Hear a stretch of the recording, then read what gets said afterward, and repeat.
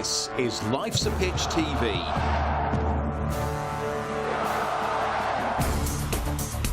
Main sponsor, DPS Tech.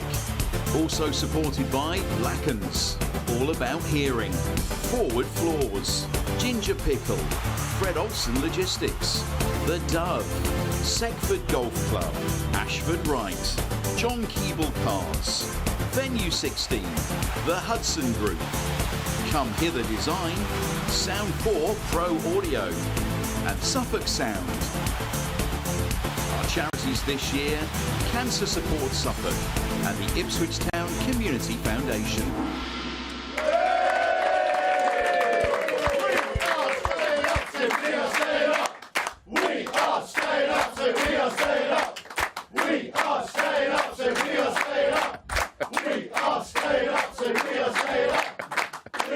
Brilliant. Welcome, welcome, welcome. Such confidence from our capacity crowd after what's been a great Christmas, really, hasn't it? Chelsea, who are they? Who are Chelsea? Yeah, who are you? Let me introduce you to the team. I'm Mark Murphy. I'm your host. Over there is Terry Butcher. It's Russell Osman. It's Chambo. On technicals, we have Richard, John and Mark, everybody behind the scenes. And Sarah, Jane and Leslie are studio producers. Yeah, so behave, everybody, OK? Behave. I know you've got a beer in your hand.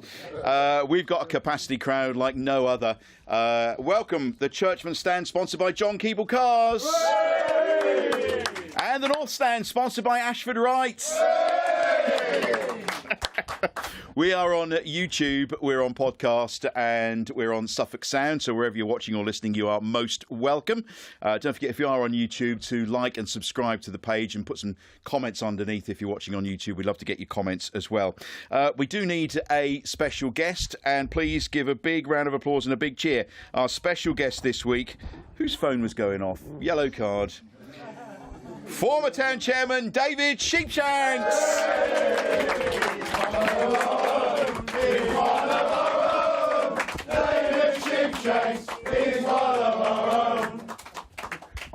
Brilliant. How are you all? We're very well, David, and really nice to see you. How are you? I'm good. I'm flying. Don't forget your microphone. I'm good. I'm flying. I'm on a diet. I'm on a diet. No weekday booze. Oh, that's bloody hell. Yeah. But you're quite fit. Good. Was that one of your resolutions, was it? I don't make resolutions anymore. No, that's true. Well, it's great to have you back for a second time on the show. It's a delight to be here. I think first time since we've been in the Premier League, which is fantastic. Yes. Just like the old days, David. Just like the old days. But hopefully it'll last longer.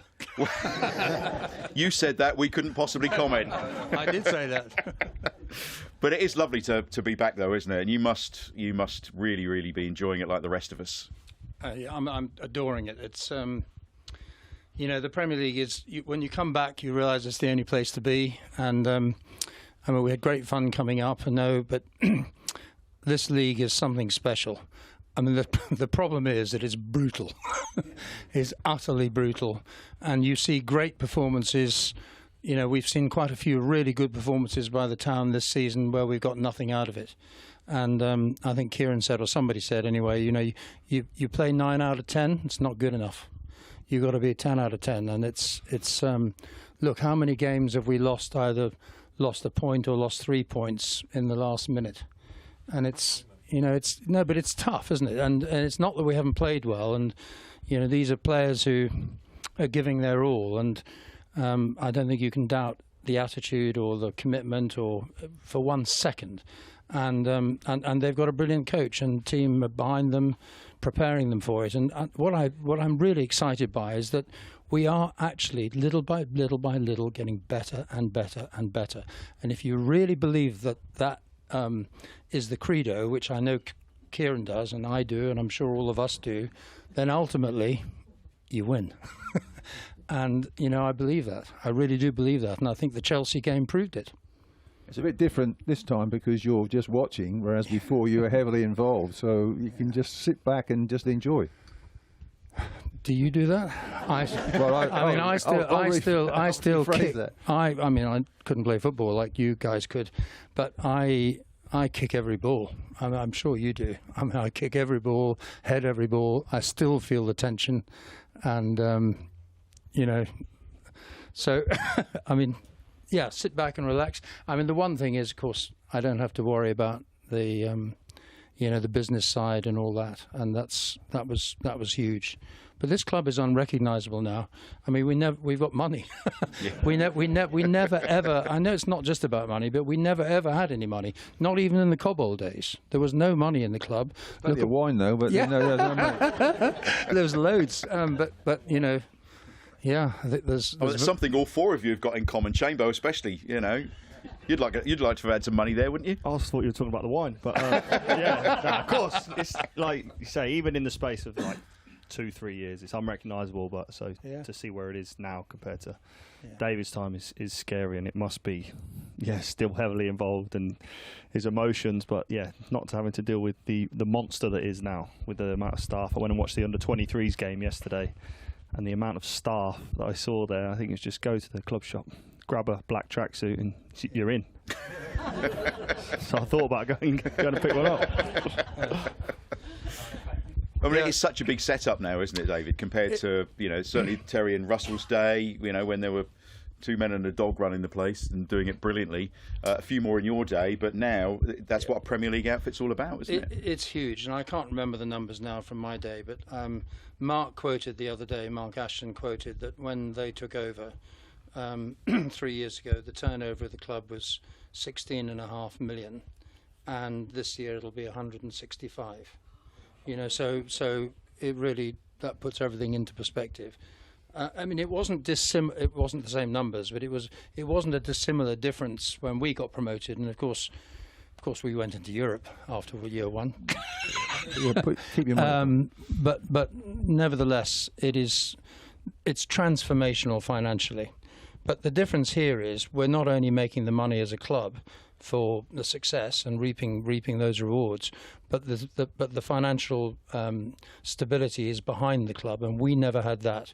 But there was never any money. I mean, when I first came in, there was no money. We'd been relegated, and that year, the reason I came in actually was asked to be a director, was I wrote to Patrick Cobbold and said, what on earth is going on here?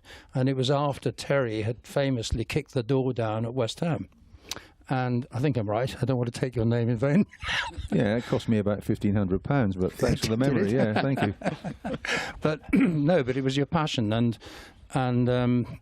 I think those of us who are old enough in the room. Then, really. Well, no, you was trying to come round to. Just no, you'd gone. You'd taken the money. I'd gone. I'd already gone. I got shoved out the door. There's no money going. No. But where do you went to Leicester? I went to Leicester. Leicester, yeah. I got kicked out. Yeah, but it was only after that we were relegated, and then I got asked to join the board, and as the young blood really, and I was about half the age of the rest of the board. They were lovely people, wonderful people. I've got nothing but praise for them, but there really wasn't a vision for the club, or it was just sinking. And I mean, then if you remember, I don't want to go through all the history, we can, but if you remember, we had a few years with John Duncan, who was a great guy, but he just couldn't somehow quite move us on. We never went backwards, but we never went forwards. I think he gets a bad press, actually. I got to know him very well then and later, and when he worked for the LMA. And he died a couple of years ago, tragically. And then John Lyle came in and worked his magic, utter magic. And we were the lucky ones, because I can't think anybody else who'd have got us promoted, but he came in with a enormous point to prove, a bit topical West Ham news today, but he was so extremely irked by his sacking that he wanted to prove to the world that he was a great manager, and he did. And I mean, how he got that team promoted with two signings, Steve Whitten and Paul Goddard. I mean, unbelievable talent, really. But and we still had no money, and we went down after 3 years, and then we had all those terrible times, and John Kerr worked very hard as chairman, and but there was it was incredibly difficult. The game was changing rapidly. The Premier League had now been formed, and we'd been founder members, and we were thumped 9-0 by Man United, and that was just an awful time. And I remember when I got made chairman in summer '95, everyone was saying, "Well, this club's doomed." I mean, it wasn't. Maybe it was me, but it was.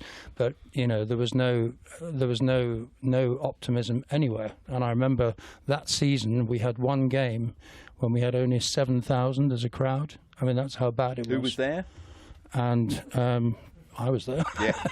And but we had to come up with a vision for the club. And actually, I bought my first ever.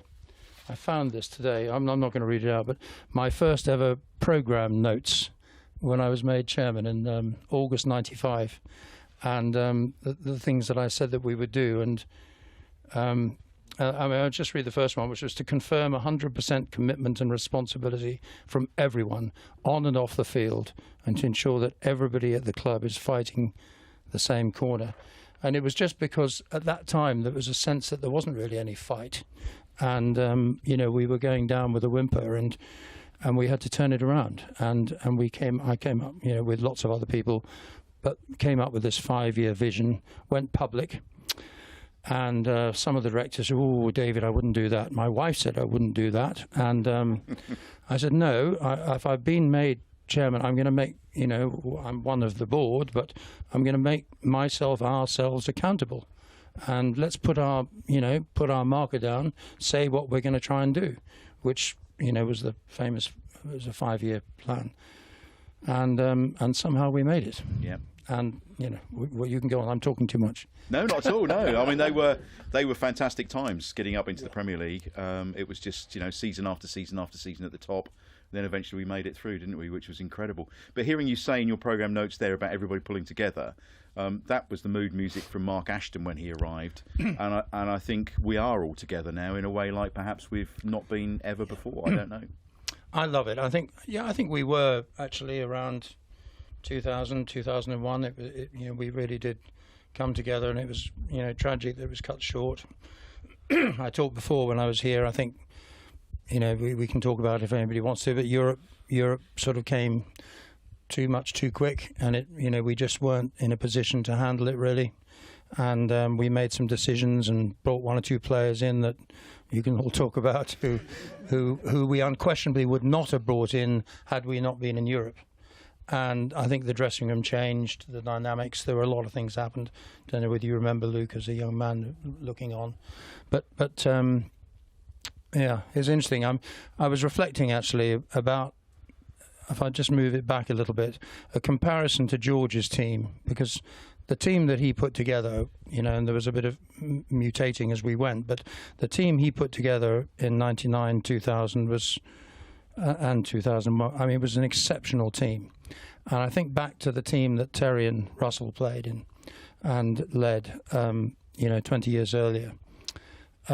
There was one really common characteristic for me, and that was that both teams, I mean, maybe 1 or 2 honourable exceptions, and we won't certainly mention any names, but both teams were full of leaders, full of men, full of leaders who stood up and led and took responsibility on the field, off it. And I remember talking to Paul Mariner once, and he was saying sometimes we'd beat. We honestly, not to be arrogant, but they'd feel they'd beaten the team in the tunnel before you ran out. Yeah. and you can comment much more about that.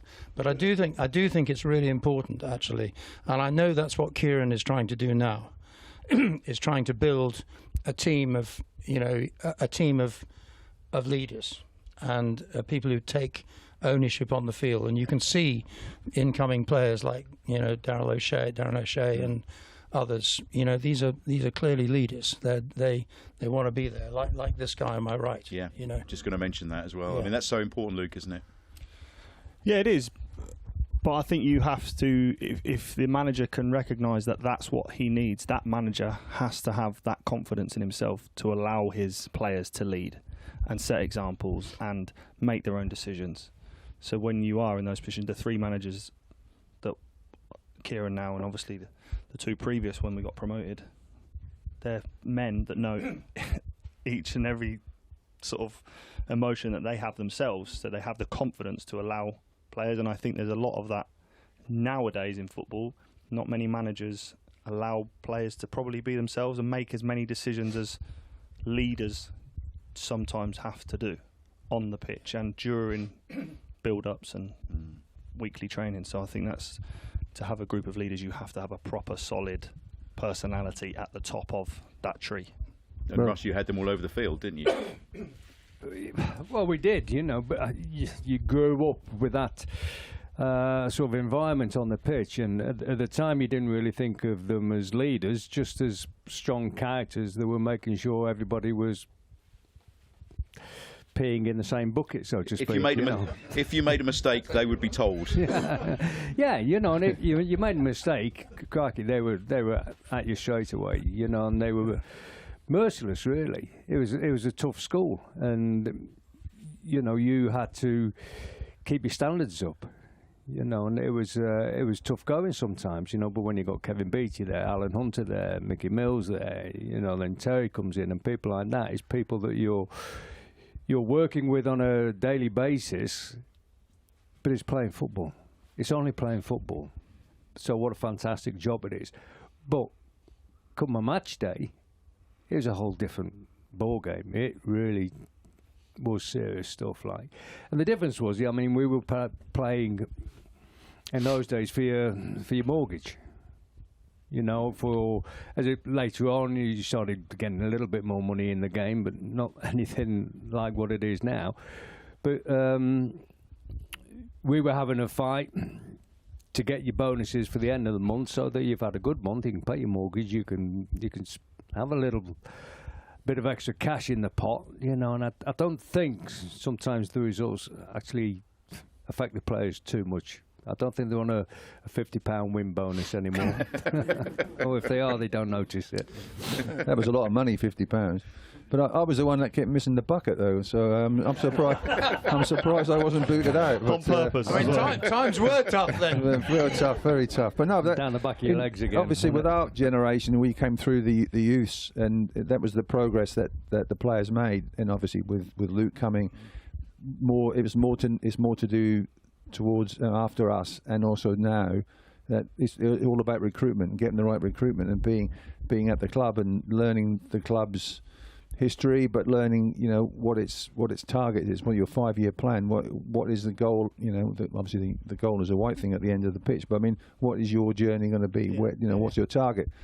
and you when you play at a club and you get to know the fans and you get to know all the you know, surroundings and everything else, it instills in you a pride and having ownership in what you do, because you're, you know, now responsible. So that sort of, the more that you get that sort of feel, the more that the players bring it in and introduce it, the better and stronger that team's going to be. And this team certainly understands the club and gets the club, and therefore you know, the performances are a reaction of the pleasure that they have playing for this football club. Let's look at the Christmas period.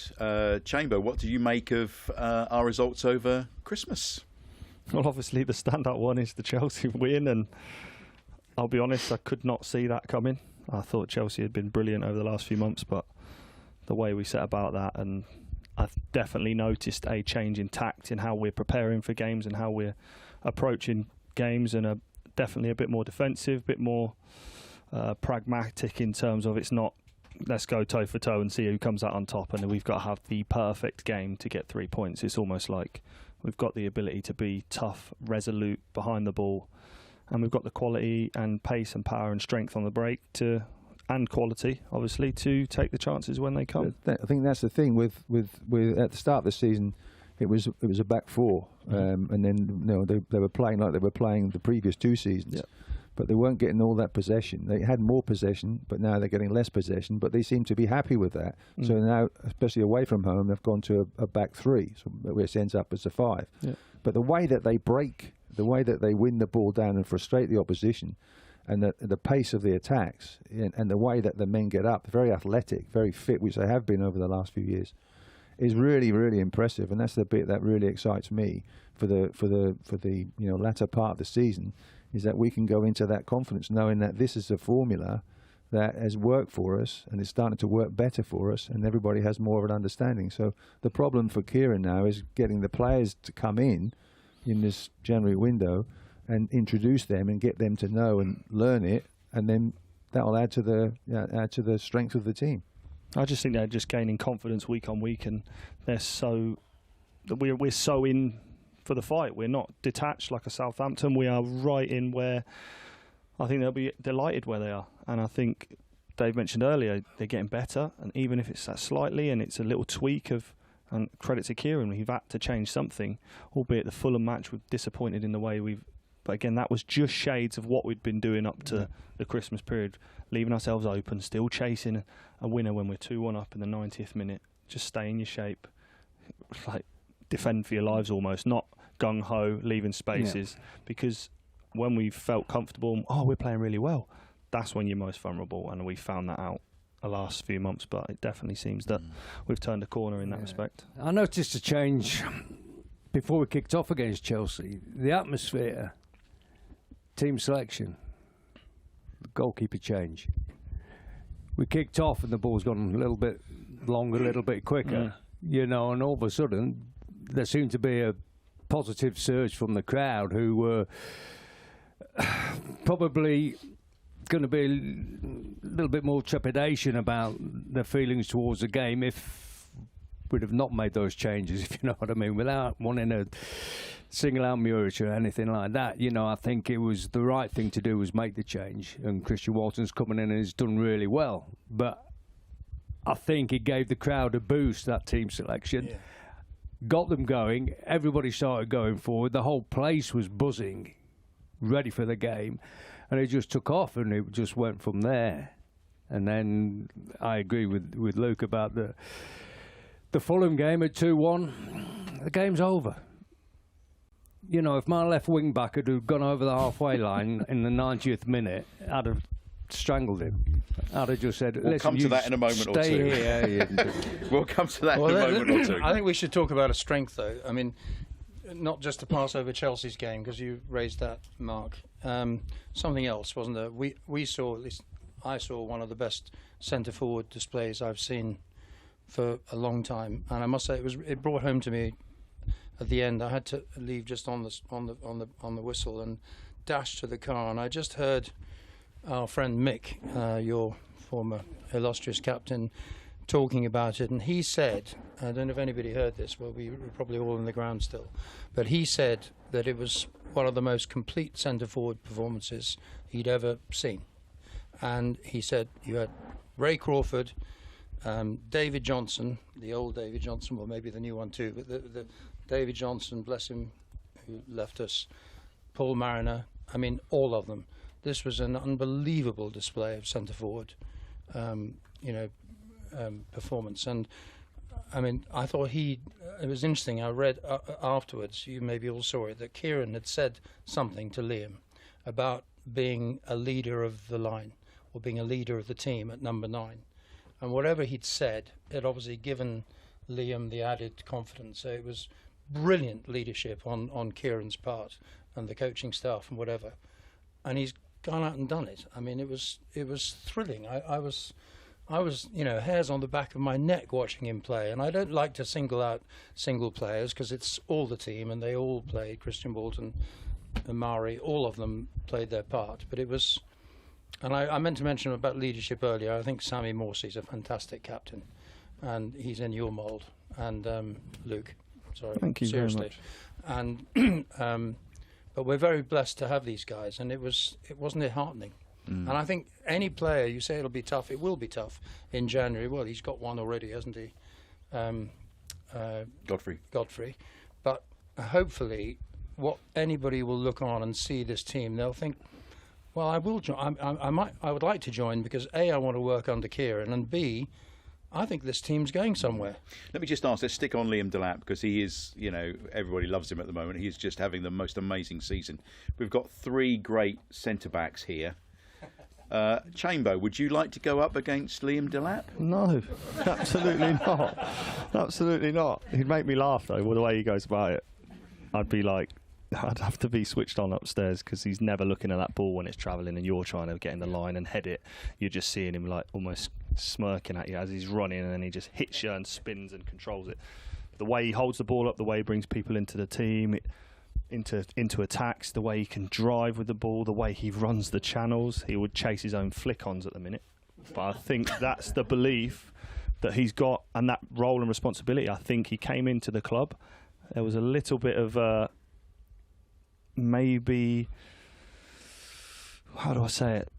The lads were a little bit sceptical about, I think, his first couple of weeks at the club and how he's going about his business. But I think the way they've been able to get what they've got out of him, and I thought Hursty last year was fantastic. Yeah, still more to come. He's a young man, isn't he? But David said you don't really want to single out players, but without him and the level he's playing at the moment, we're a completely different side. So Russell, it's what vital would you love about going up against Liam Delap? What would I love about going up against him? Not a lot. I would go completely the opposite way. I would just like back off him and try and just read what he's going to do. You know, I won't be big enough to battle him physically. You know, I'd have to do it the other way around, try and read what he's trying to do and try and anticipate where he's going. If I went pound for pound with him, it'd just knock me all over the place, you know. But I'll probably give him a good dig now and again.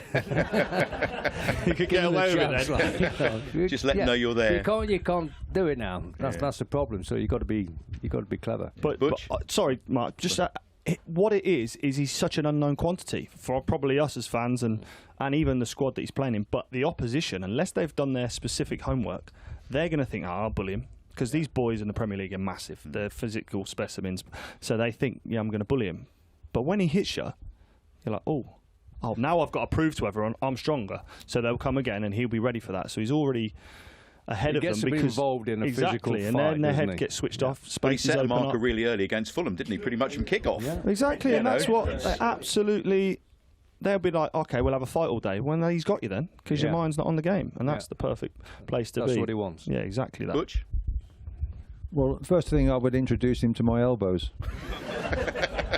And if he came back from that, then you knew you're going to be in for a fight.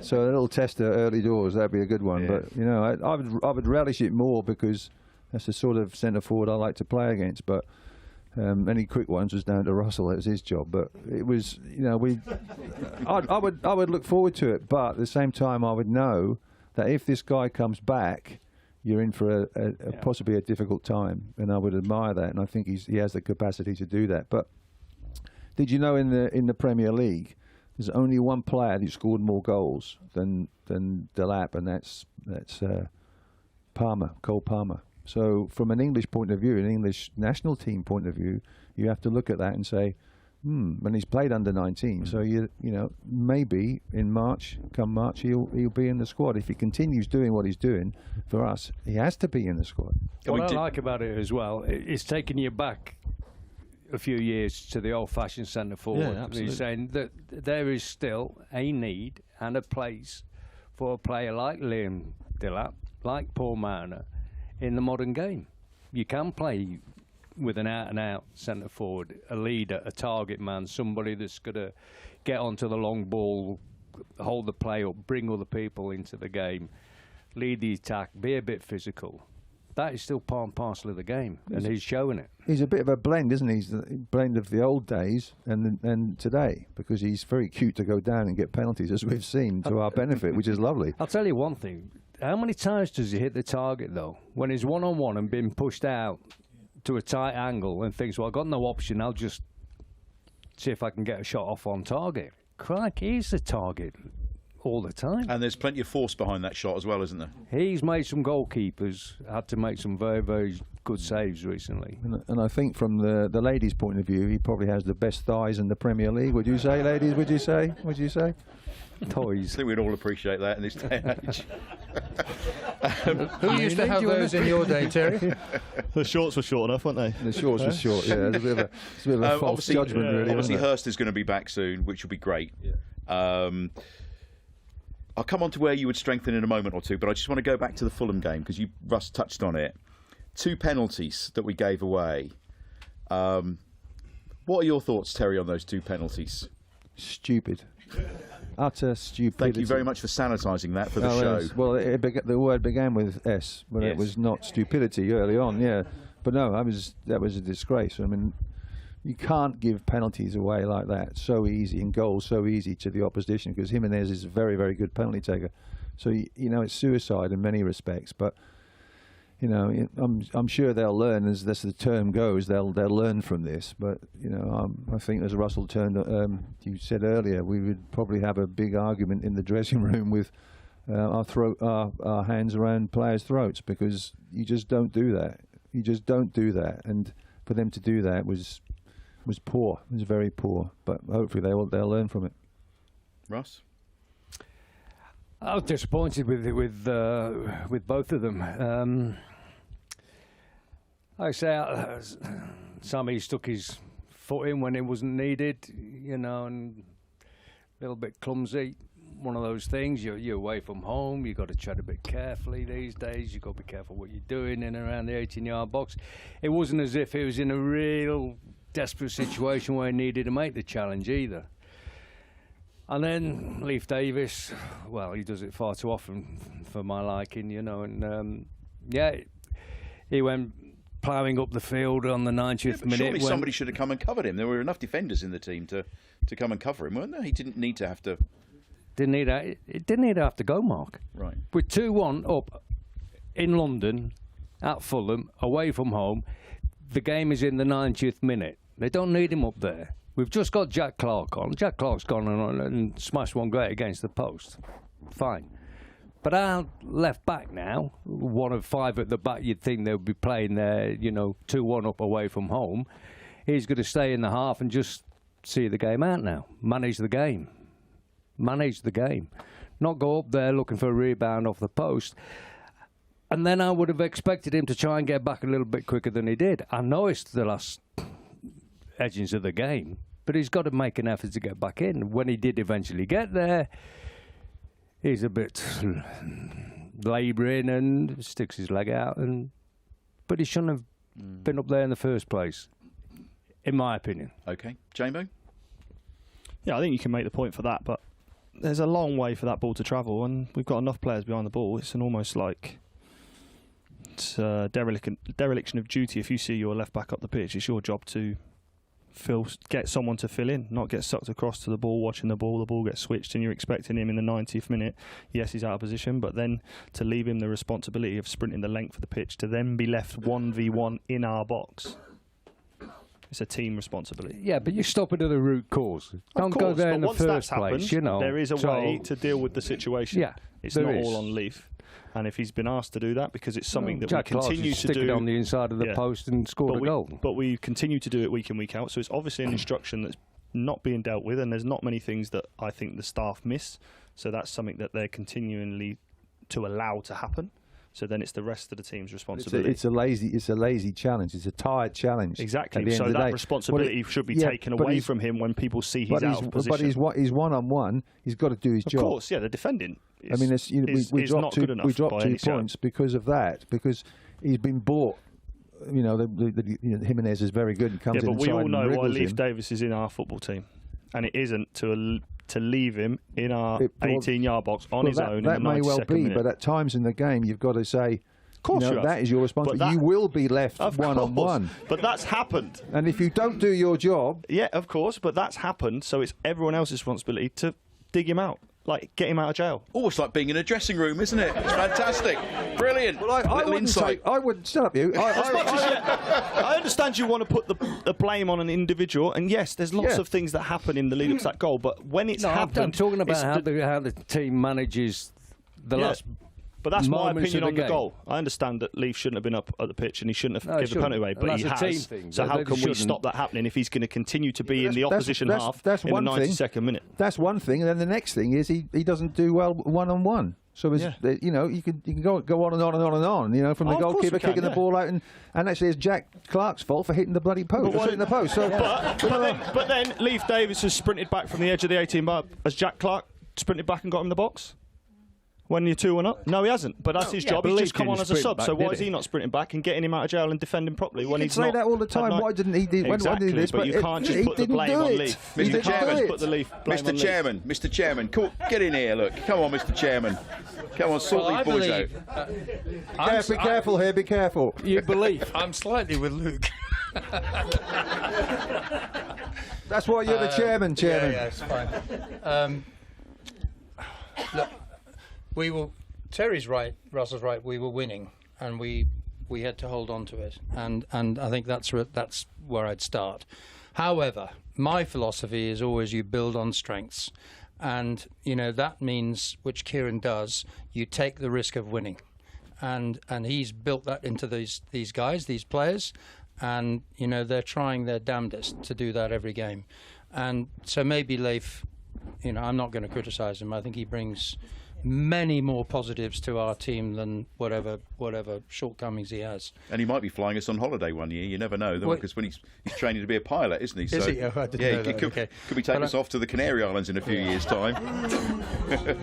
Oh, good one. Good one. Yeah. Canary Islands.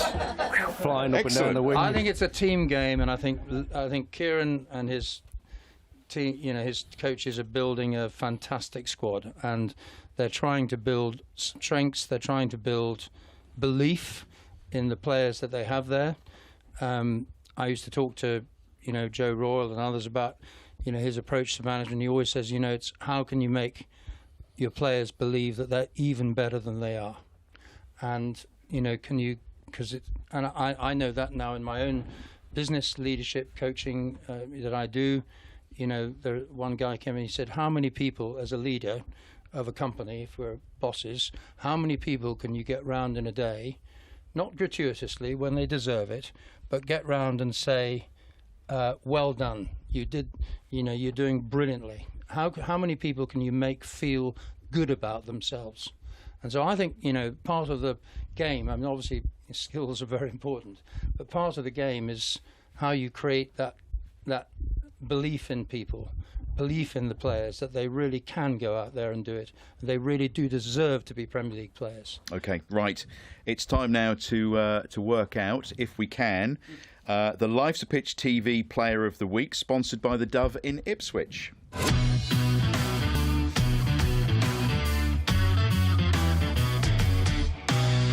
So it'll be the player of the festive period, really, I suspect. Chambo, do you want to go first?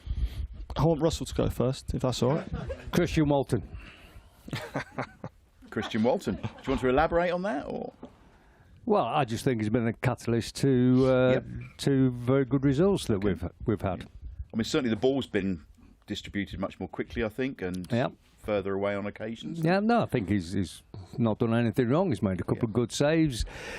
It looks like it's helped the back three, the back five, whatever, to be more of a solid unit there. Okay. Christian Walton.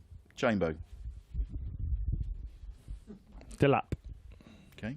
Any reason? I was going to say any reason why. I just think he's absolutely brilliant. And I don't want to talk about him too much because it is the January transfer window. Yeah, I know. We've got to it would keep not hold of him, surprise me if people are we don't seriously need to sell anybody. We've got enough money. We're fine. Well, we just need to spend the 165 million turnover now, don't we, in January? So. Well, I think we are. That's turnover, not profit. Yeah, we'll figure that out later. That's why I need that business coach, isn't it? Terry, who would you go for? Delap. Okay. Hands down. Yeah. But the others have done remarkably well, so it's difficult to sometimes single out one individual, but I think he's just immense. And he's a mariner of our generation, and he's a mariner today. So yeah, I'm so pleased that he's in our team. And I'm pleased Wolfie's playing well as well. I was just going to give that a mention. Really pleased. Everybody that's come in has played a part. Broadhead as well. Yeah, but that's what we've had, isn't it, over the last few years, and that's what I've liked, seeing people coming back in and things working, and especially players that have got us to where we are now and being given that opportunity great to see. And taking it with both hands. Yeah. David, who would you choose? Delap. Okay. I mean, I think a very honourable mention for Walton, because he's done brilliantly, and there's no question there's been a change at the back in the way the team looks. He's stuck to his guns, hasn't he, though, Yeah. Christian Walton? He never got a game last year. Yeah. You know, from being first choice, getting injured, having to miss out, not being able to get back in the side. He kept his powder dry and waited for his opportunity so far this term. And he deserved. He's been out. Well, he played against Liverpool, didn't he? Yeah. And that was the only game, and the only game in a year and a half. And he comes in and plays with the assuredness and self-confidence. Really, I think that just you could see it flooding into the team the minute he. And he made one outstanding save, didn't he? Why do you vote for Delap then? Because I made my case earlier. I think Walton's a very honourable runner-up, but Delap's been extraordinary. I do worry, and I'm sure Kieran's the same. That we're all putting so much weight and expectation on him, not deliberately, but that's what's happening. I'm going to say now, I might be terribly wrong, but I think there's no way in the world that he'll leave here in January. Can't see that happening. And the club certainly don't need to do it. I mean, we could have an interesting conversation about how much we think he's worth already. Because, it would be a very, very much bigger figure than we paid for him. What do you think then? I shouldn't say, because I know it'll immediately go out in the media. So I'm not saying, but it's many tens more than we paid. Yeah, I suspect. But I don't want that weight to be on him. Hopefully, Hurst will be fit soon, and we can take a bit of weight off Liam, and maybe we even make another acquisition. I don't know, but we'll see. I think we've just got to we've got to enjoy this moment, because we have got a very, very special player in our We've waited colours. a long time for this. Could you ever imagine Hurst and Delap playing up front at the same time? I saw someone suggesting that the other day on social media, and I wouldn't thought, fancy playing against him, that's for sure. Yeah, be interesting, wouldn't it? Yeah. 4-4-2. Used to hear that in your sleep, didn't you? Still do now. Get it up to the big lad. Wake up in the middle of the night. Oh, I should cool. Brilliant. Time for Ask the Legends, sponsored by Seckford Golf Club. It's the bit of the show Terry loves so much. On the WhatsApp group the other day, he said how much he was looking forward to this, didn't you, Terry? Yeah. I actually said I'm really looking forward to losing this. Yes, you did. Yeah. I think the last time I checked, it was 6.5 to you, Terry, 13.5 to Russell. I think that's probably where we ended up anyway. Tony's here from Seckford Golf Club. Hi, Tony. Hello. Happy New Year. And you. And you got a question for the boys. Now, David and Chamber, you can help them out or hinder them, whatever you want to do. Because Terry's got a bit of catching up to do. So. We're helpers, aren't we? Oh, really? Well, Terry, when you're at the Unless it's Terry. annual dinner, you said that we need to get out more because the questions are so bad. Is that right? Bad for me. I don't know about Russell. So it's a nice, easy one tonight. Were you both at the game at Fulham? No, but we saw it. Okay. The simple question is, what was the attendance? Oh, I say. What was the attendance at Fulham on Sunday? What was the attendance at Fulham on Sunday? Now, you've got your pads to write it down on. And David and Chamber, I don't know, or capacity crowd, if you want to help Terry out. Or I think it's about 45,000, I think, as well. 28,700 from the capacity crowd. Okay. John, you're warm. Oh, quick, change your answer, Terry. Yeah. That's closer than most weeks, that one. Yeah. Come on, it's nearly time for the last bus. Come on. Write it down. Russell, do you have an answer? I do, 29,000. 29,000. Terry, have you gone higher or lower? Just lower, 28,500. Ooh. It begins with 27,000 and 42. Well done, Terry Butcher. Terry Butcher.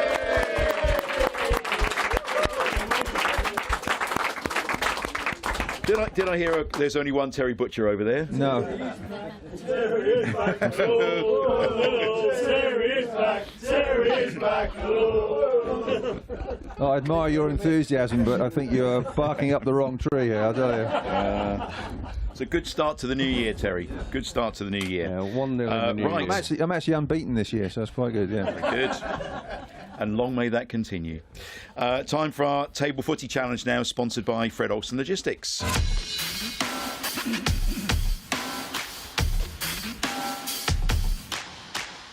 So, Mr. Chairman, when was the last time you played table football? About 60 years ago. So you can pick someone from the capacity crowd who you'd like to. Is there anybody in the crowd that would like to play against Terry and Russell and partner up with Mr. Chairman today? Any volunteers from the crowd? I want an expert. Okay, at the back. Okay, there we the go. man Come at on, the then, back. fella. Come on up. Come. Give him a big round of applause, everybody. Come on, take your places.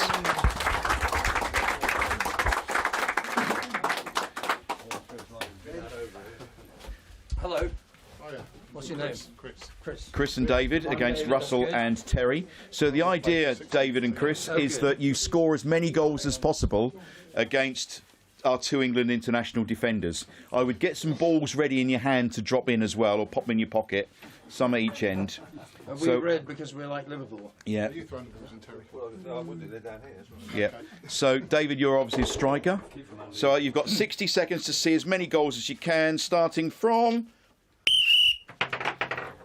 Plays underway. Oh, it's 1-0 to Butcher and Osman. It was a Delap goal. There's playing up the front now from Mr. Chairman and Chris from our capacity crowd. Yeah, still trying to play it out from the back. It's a bit like Murex at the moment.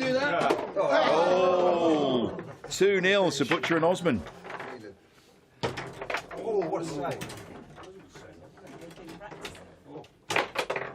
Yeah, I think they've been practicing over the Christmas break, Butcher and Osman. They've probably got a table football for Christmas.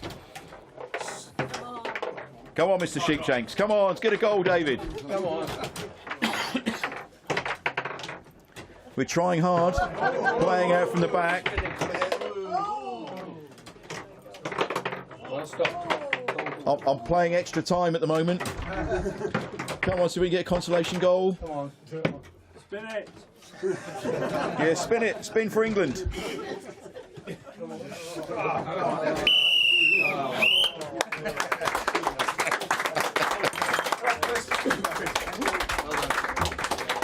2-0, Butcher and Osman, well done. Luke Chambers, Chambo, still top of the leaderboard on 5, which has stood from the very, very first episode. Any tips for anybody? Spin? Yeah. No, not going to give anyone any tips because I'm going to win the trophy, don't win you? the league for once. You're well on the way to it. Anyway, well done, David. Well done. Good bit of fun. Right, it's time for On This Day in History. This is sponsored by Fred Olsen Logistics.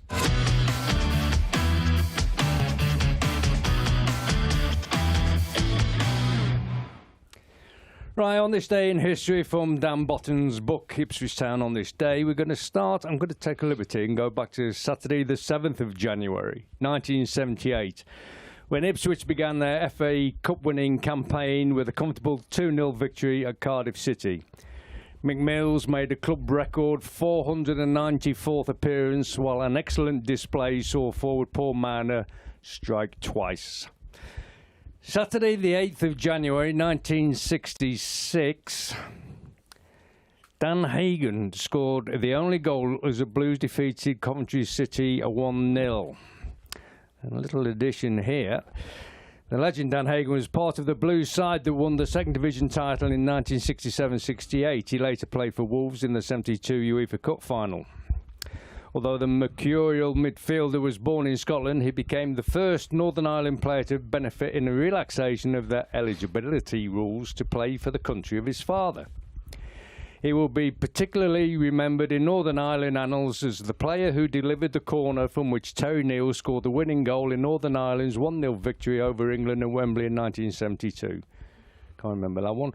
He was inducted in the Town Hall of Fame in 2016, and after football, he was a football coach at Butlins in Clacton for 11 years. Fantastic.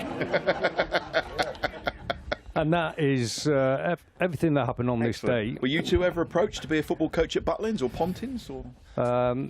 No. No. I've just got to say, so in Brenner's thing I did with him a few weeks ago, I listed him as my favourite player. Danny Hegan. He was the most extraordinary player. Anybody who remembers him in this room.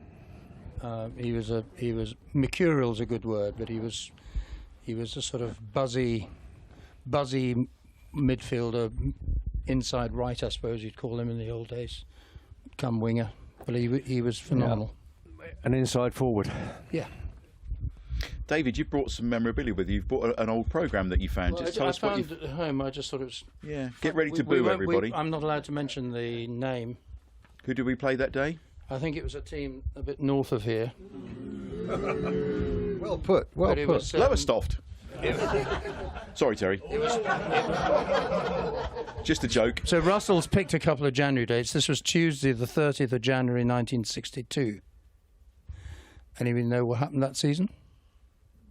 Got promotion. Won the league. So we had a bit of light relief that day. And we played a team up the road in the 4th round replay of the FA Cup. And the awful thing is that I can't remember the score. So somebody in the room can. We'll look it up.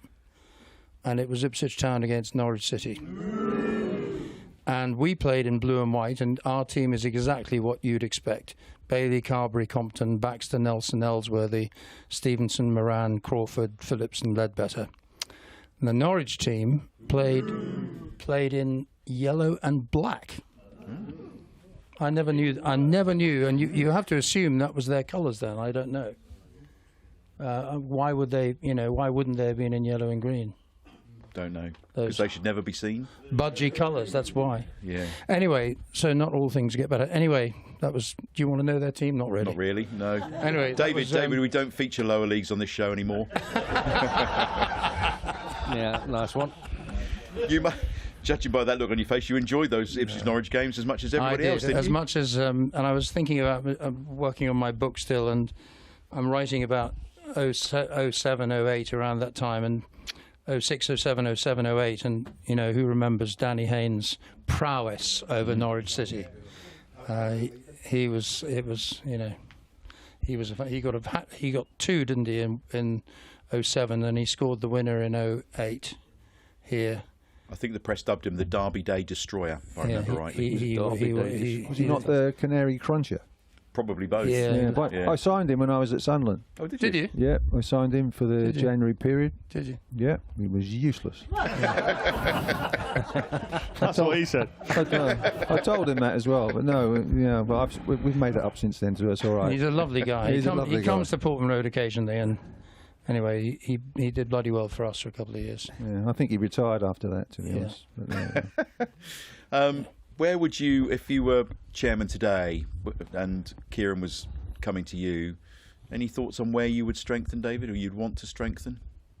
Well, I'm going to swerve that one, because I would love to today. When it's in your blood, I'm very happy I've moved on, and I haven't retired actually, but there's a little bit of me, of course, would love to have a crack at doing it again now at this level.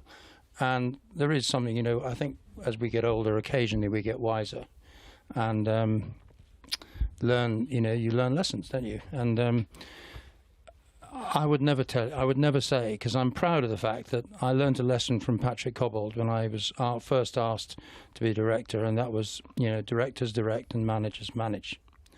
And so apart from twice during George's time, and I'll tell you when they were, I never went in the dressing room before or after the game.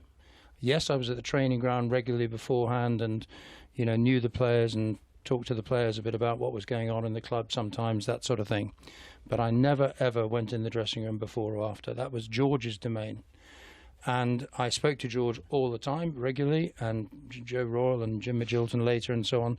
But again, I never... they would tell me the team. That was very kind of them. But I would try very hard not to express an opinion. What the fuck are you playing him for? Sorry. Excuse my French. So you sound just like John Cobbold. Yeah, very good. Strangely. But I think if I was working with Kieran, and I'm sure Mark's the same, but it's for him to call what he wants, the positions he wants, and I wouldn't say. I would probably, if he'd said about a particular player or a particular position that he was looking at, I might, as a student of the game, as we all are, I might say, what about this guy or what about that guy? But I would never, ever tell the manager which position he should fill. That has to be his call. But I do know some fellow chairs, people who were chairman in my day, who thought they knew best, and they would go in the dressing room before the game, and I thought that sucked. We've managed for actually. a few like that as well. You probably have. Over the years, it's just. I'm not going to mention any names, but I mean, it's just that for me is absolutely no. Where would you strengthen, just briefly, Russell? Oh, blimey. You can never have enough strikers at the club. So that would be my one and only focus, really. I would make sure we get somebody else up front. Okay. Terry? Yeah, striking position for me. But now that they've got Godfrey in, I would presume that he would go to possibly right back, possibly have a look at that. But, we need I think we need a right back that can tie it down. And I think that a striker, yeah. But I mean, they know best. They know what to do. But what about the 25-man squad rule? So surely, if one comes in, then one's got to go out. So is that still the case? Apparently, I think I'm right in saying international loans don't count. They don't count, no. And nor do under 21 players. So, and as of the beginning of the season, so Delap and Hutchinson don't count, and I think Godfrey doesn't count. So that's what's Kajust as well, and Jens Kajust, who I think's a Rolls-Royce player. Awesome. Rolls-Royce player. It's fantastic watching him play, but love to see him play a whole game one day. Luke, where would you strengthen? I think we've got a pretty strong squad in terms of numbers, but I think attacking wise, if you lose Hurst again or Delap, then it's a big problem. So we need someone to take the load, as good as he has been. I think he's got fitter and fitter, so he's lasted longer, and we've left him on a lot longer. But we need someone who, it's going to be difficult because they're probably not going to sign anyone from England. It's going to have to be someone outside of the country, probably, if we want someone in form and fit and ready to go. Because would you look for somebody of a similar mould? I think we have to play with that. I wouldn't say big man, but that sort of focal point to our attack, because we had a couple of games without either, and it's a different kettle of fish when we haven't got that. Someone to occupy two centre-backs, which we've had for a couple of years, regardless of who it is. That's been our style of play. One player gets marked by two, which allows our space for our creative players. So that's the main thing I think we need to get in. But again, it's been a fantastic 2024, hasn't it, really, if you think about it, and a good start to 2025. We're nearly done, but it is time for this week's Man v Fat results, and no action this week as the players are due back on Friday after the Christmas break. So I hope you haven't indulged, guys, over Christmas too much. Just a recap on the season so far. Borussia Mönchen Flapjack top the table with the Red Cat Funts just 2 points behind, Go on, Funt. along with the Wickham Waddlers. On a serious note, if any of the viewers want to play football and lose a bit of weight, then visit the website www.manvfatfootball.org/Ipswich. Best wishes to town on Sunday, which is a big day for me, as 4 of my grandchildren are going to be first-time fans, says Man v Fat Mark. Isn't that lovely? And so many kids going to the football. Mr. Chairman, it's been lovely to have you back on the show. You're welcome anytime. Please come back when the book comes out. It's been a joy. Thank you very much.